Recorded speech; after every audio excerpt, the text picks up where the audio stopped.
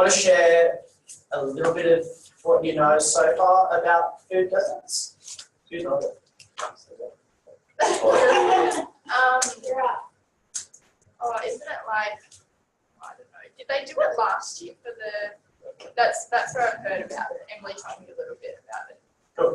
Yeah. Isn't it like sustainable, like farming in the desert sort of thing? Not really. Good guess though, because it's a good way to kind of put it together. Does anyone else want to try to put two and two together and have a bit of a guess at what food deserts might be about? A bit of a clue might be that food deserts often happen actually in urban areas and city areas as well. What's in a desert? Are places where it's hard to find good quality food in an urban area. Perfect. That's a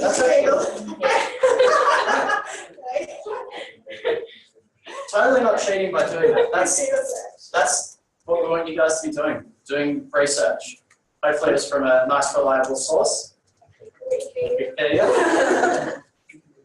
The thing is, this is a super new term, food deserts. It's something that's only really being explored as a concept really recently. And Amy is doing a lot of research into these areas. I'm going to talk about why it's really important to start researching and why the work that you're going to do in the EMP is actually something that can help out communities that are food deserts. So let's break down what was it, Emma? Emma? Let's break down what Emma was explaining food deserts were. They're places, they can be urban areas, where you can't get access to, now the food that we're talking about is fresh food and affordable fresh food. You can't get access to that in a walking distance. I'll talk about how far a walking distance is a bit later. I might discuss what you guys think a walking distance actually is and what we term a walking distance as being. But I want you to kind of think about that for a second. Why do you think it's kind of important to have these things and what might be the implications? We'll talk about that there. Let's start running that through your brain. Now, we did this with each of your schools when we came out to visit you. The picture agriculture kind of thing. I want to revise it and then move on to something kind of new that's going to push this out. So remember we were talking about agriculture before, and these are the images that typically come to people's mind. What is agriculture? What is someone who does agriculture? Where does agriculture happen?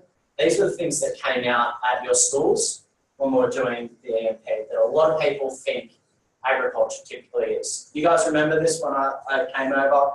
Heaps of people putting up their hands saying this is what they picture when they picture agriculture. All these things.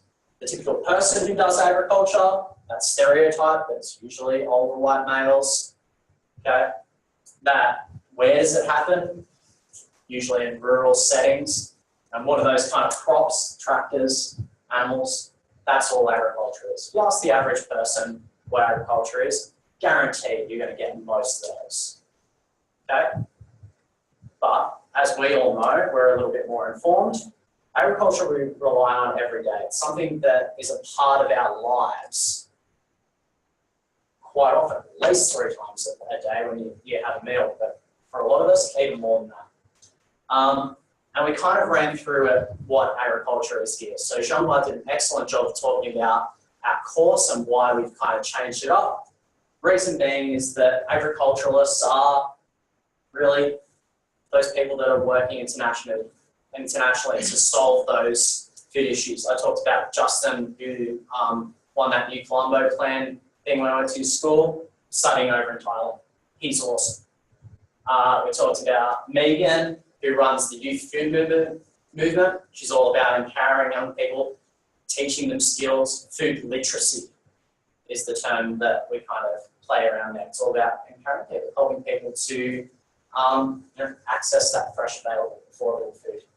And a little bit later, we're going to introduce you to some of our students that have been studying food deserts. So this is an article in the local Gazette of Damien over here and Ravi. both uni grads. Damo's out in the industry now, working in agriculture. Ravi's moved on to a Masters of Research. He's looking further into these issues. But these two guys, when they were undergraduates, started researching food deserts, very similar to what you're doing. Some of the content that you're going to get through your online modules actually comes from the work that both of these guys have. We want to make really clear to you that this kind of research and these actions, they don't just happen when you're a researcher like Jean-Bois is, when he gets to the end. These kind of changes, these impacts into your local community, they can be done when you're an undergraduate, they can be done while you're still in high school, okay? So the cool thing about agriculture in the local community, you can make change right now. Super awesome. So, Food Deserts 101, we just kind of played around with this. Do you reckon that's walking distance? That's what it's termed as. Anyone think a walking distance for food is shorter than that? Yeah, you wouldn't walk 1.6 miles. Yeah. Let's be honest. Yeah. No, I think you're right. You know, if someone's saying I'm going for lunch, I'm going to go walk and grab something, do you reckon you'd walk 1.6 k's? Who reckons they would on a daily? Great. That's cool. There's no right answer. There's no right answer there. Start rattling around in your brain. This is the measurement that we take in food deserts. That's the standard that we reckon people would walk. Some circumstances, that might not be the case. Some circumstances, people might go further. People might not even move that 1.6 k's. It's got to do with heaps of reasons, right? You might be working, too busy. You know, let's take a 1.6 k walk in the middle of the day when you guys are at school or you're out at work. May not even be a possibility. So even that might be something you want to think about. But I want to kind of throw out now, why do you reckon it's a problem? So the idea of food deserts, within 1.6 k's of your home or where you work, you drew that circle around your house, your school, your place of work. And the only things that you could find in there were, well, what do you reckon? What kind of places to buy food do you reckon might be inside a circle of the food desert?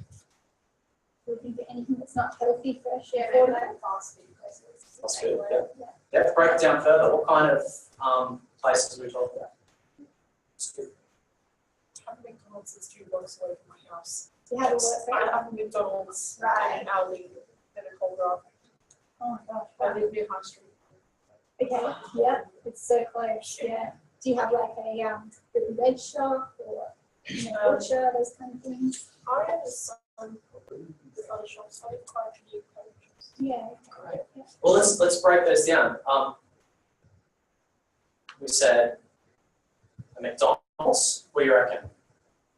Yeah. Fresh, affordable food or Fresh. So probably sits in the junk food one. Cold Rock, ice cream. Yeah. Nutrition wise, there's issues there. What about an Aldi? Supermarkets are okay? Or not? Good. If you drew that circle and you found an Aldi in there, food desert or not? No. Cool. Excellent. So this is the type of thinking that we want you to look at. One of your first activities is going to be drawing a circle around a space, looking up, using those kind of Google Map tools, or maybe even going out to these spaces that you may know, finding what's available to you, and you're going to have to make that call. Okay? Some of them will be straightforward, really easy. KFC, no. McDonald's, no. Then you might hit something like an Aldi, you might go, oh, I've been into a few Aldis. Some are a bit different. Some have fresh food, some of them don't. Might have to check it out. What have they got in stock? It might be that it's a local, kind of 7-Eleven style place. And you might have to go check out, what is it that they actually sell? Are they just selling Snickers bars? Or is there some fruit and veggies in there? So you'll have to really investigate your little area to figure out, whether there's fresh food available to people or not. Can be tricky in some instances and might need you to really drill down and look at that local area. I want you to really know this area by the time you write up your solution. Can we drill down into why it's a problem? We've got a bit of an idea, the establishments that might be selling things that make a place a food desert. What would be a problem with living in a food desert? People tend to be more unhealthy. That's the problem. If you eat really badly, what's the consequence? Yes, see? Yes. Things like that, habits, and just easy access to unhealthy foods. So it's habits. Yeah. It becomes a lifestyle for them to just eat bad. Yeah. And so apart from health, can you think of any other implications of constantly eating fast food when you just defined it as not being cost effective, not being healthy or fresh? There are like establishments that might grow to other places to make food. That's a good way of thinking about it. You're thinking like the economy side of things. I like it. Does anyone else want to expand on that? What happens when we vote with our dollars and we vote McDonald's, we vote KFC only? There's more of them. Yeah. I was going to say farmers as well, they don't get the money. It's like it goes into that fast food. Yeah. There'd be less demand for like supermarkets and fresh food. That's the man. What happens then? We know that processed foods generally, the more the food is marked up, the less money that goes back to the farmer, the more it becomes processed. And obviously McDonald's is really highly processed food, so that's a really good point. What about social implications? That's really part of our degree. And when we talk about social, we're talking about the community as a whole, the people that live within it, their relationships to one another. How might something like not having access to healthy food impact that community? Put out of work. Yeah. So perhaps even the fact that you've suddenly got a lot of people with a lot of health problems in that area, they might not be out of work. So you get this quite large population of people who are then dependent on welfare or other family members for support. There's a lot of different impacts. So what else can you think of?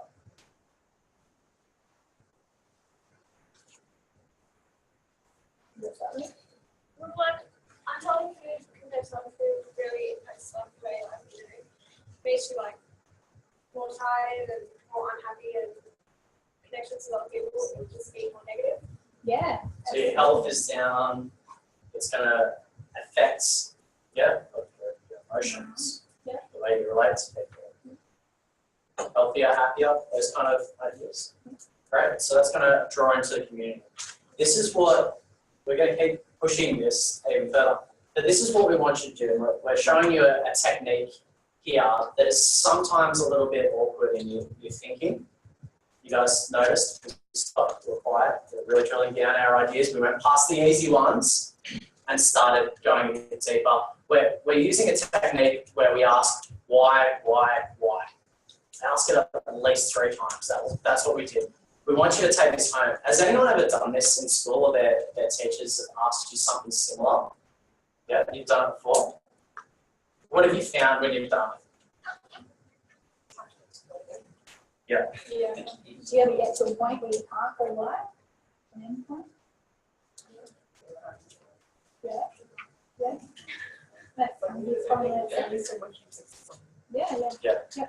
And that's where, hopefully when you hear from Pete later today and see library resources and that kind of thing, you can start to put the pieces together. You can go and do a bit of research once you start questioning and find out on these different topics and put the puzzle together. And really, I think the most exciting thing is that you come up with your own opinions on things and you can start to form your own understanding, which is a really good thing to be able to do with a concept like food deserts, because it's so big, it's quite scary to think about that as a problem and think about how as a community we go about solving this kind of issue. It's not as simple as just putting in a fruit and veggie store, because like you say, it might be an area that's got a lot of unhealthy people who don't have a lot of money or have low morale and don't know how to eat well. There's a whole lot of other implications that go along with a food desert that we have to consider. Yeah. And the deeper you go into these questions, the better you become at explaining why this is an issue, the better your solutions are going to be. This is what we're going to ask you for, is a solution to food deserts. Now, something that you can implement. This is your challenge. So when we're asking for a project at the end, this is what your project is. The project is investigate a local food desert. The first bit is going to be gathering some data, right? Like I said, draw that circle around where you live. Draw that circle around where you go to school. Find out if you're living in a food desert. If you are, then what you're going to do is find a solution for that food desert. If you don't, that's really good. We're going to give you a few other places to look at until you find a food desert in your local area. One that's close enough to you. You know, might be a quick train ride or a short drive. So places where you might, you know, bump into someone who lives in this food desert. They're still in your local community, maybe not within 1.6 k's. They're close to you, okay? So that's going to be your step one. And these are going to roll out through the modules. So don't stress if you miss any of this. This is just a chance to kind of break this apart. When you've got your food desert that's close to you, it's a place that kind of affects you, we want you to start to drill down to this. The first thing that we are going to ask you, right, is to break down why this is a problem. And we want you to come up with solutions that hit these categories that April and I just talked you through. What are going to be those health and nutrition issues? What's going to be on the economy? And what are the social issues? The broader you can blow this up, the better chance you have of finding something interesting. And this is the big thing. Find something that interests you. Okay? This is where we saw people really excel in this project. Because there's so many implications to a food desert, whether it's science or economics, whether it's the social aspect, if you're really into that, whether it's that business side of things. If you find the bit of food deserts that really interests you, the bit that you can buy into, whether it's helping local farmers, whether it's starting up a new business, whether it's being, you know, creative within your local schools, whatever it is that interests you, if you can find that one little thread that you're a little bit more passionate about than anything else that's on that mind map that you make, that's going to make it so much easier. So you're going to spend 12 weeks. Find something that you're really passionate about, okay? And that first kind of couple of modules are a bit quicker. And the reason why there's a little bit less to do and they're a little bit quicker is because we want you to take the time to think over the options and really, really make a great decision about what you're going to run. Okay? Does that kind of make sense? Do you guys want to chat and kind of break down how that would work, or you want to ask any questions about that to start with? Think about too, like you're here, obviously studying agriculture because you're passionate about agriculture. Like Sean said, and our course highlights, it's not necessarily just farms. There's so many different aspects to agriculture. Think about how you can utilise your knowledge and then your further research, perhaps, to come up with a solution. And your solution doesn't have to entirely be, you know, just planting a garden full of fresh food. We want to go further than that. Think about all the little aspects of agriculture and just pull out little ones. You know, you don't have to have one thing that to influence your solution, but just little bits that you're interested in. How might that feed in? Because the end goal is improving people's access to fresh, healthy food, whatever that looks like. So just keep that in mind, and it's a good opportunity for you to have an excuse to go and talk to different people in the agriculture industry, whether it be producers or business owners or, you know, anyone. And Chris and I often encourage our undergrad students to use opportunities like this to go and talk to those different industry members, because you're there asking genuine questions. It's a really good opportunity for you to start making some networks. It's a really good skill to have. Yeah. So there's going to be a lot of skills that you'll pick up along the way. And you guys have contributed a decent amount of answers to this question.